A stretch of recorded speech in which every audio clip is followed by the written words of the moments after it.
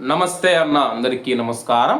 కువైట్లో నిన్నటి నుంచి ఈరోజు ఉదయం వరకు మనం చూసుకుంటే కానీ కువైట్ దేశం పైన ఇరాన్ దాడులు కొనసాగుతూ ఉన్నాయి.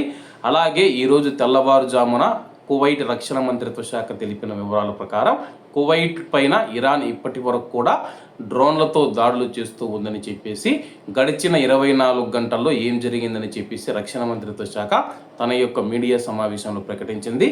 వివరాల్లోకి వెళితే కువైట్లో గడిచిన 24 గంటల్లో కువైట్ గగనతలంలోకి ఇరాన్ యొక్క 7 డ్రోన్లను గుర్తించినట్టు రక్షణ మంత్రిత్వ శాఖ ప్రకటించింది. వాటిలో 4 డ్రోన్లను విజయవంతంగా అడ్డుకొని ధ్వంసం చేయగా మిగిలిన 3 ఎటువంటి ప్రమాదం లేని ఎడారి ప్రాంతాలలో పడిపోయాయని చెప్పేసి, కూలిపోయాయని చెప్పేసి రక్షణ మంత్రిత్వ శాఖ తెలిపింది. కువైట్ పైన ఇరాన్ దురాక్రమణ నేపథ్యంలో ప్రస్తుత పరిణామాలు మరియు కార్యాచరణ పరిణామాలపైన మీడియా సమావేశంలో రక్షణ మంత్రిత్వ శాఖ అధికార ప్రతినిధి కల్నల్ సౌద్ ఆల్ అత్వాన్ గారు ఈ యొక్క విషయాన్ని తెలిపారు. తమ క్షేత్రస్థాయి విధులలో భాగంగా తనిఖీ మరియు పేలుడు పదార్థాల నిర్మూలన బృందాలు చేపట్టిన ప్రక్రియలతో పాటు శత్రువుల యొక్క డ్రోన్లను ఎదుర్కోవడానికి మరియు నిర్వీర్యం చేయడానికి చేపట్టిన ఆపరేషన్ల ఫలితంగా కువైట్ దేశంలోని వివిధ ప్రాంతాలలో పేలుడు శబ్దాలు వినిపిస్తూ ఉన్నాయని చెప్పి ఆయన వెల్లడించారు.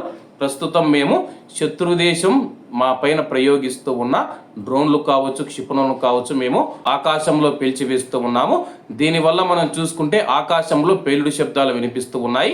వాటిని విరిగి ఎవరు భయపడవద్దని చెప్పేసి ఆల్ ఒత్మాన్ గారు తెలియజేశారు.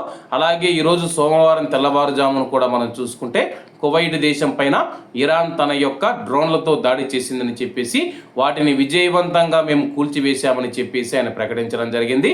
కాబట్టి కువైట్లో ఉన్న మన భారతీయులు ఎవరైతే ఉన్నారో మీకు వినిపిస్తూ ఉన్న పేలుడు శబ్దాలు ఏవైతే ఉన్నాయో డ్రోన్లు మరియు క్షిపణులను కువైట్ ఎయిర్ డిఫెన్స్ సిస్టమ్ కూల్చివేయడం వల్ల వస్తూ ఉన్నాయని చెప్పి అధికారులు తెలిపారు.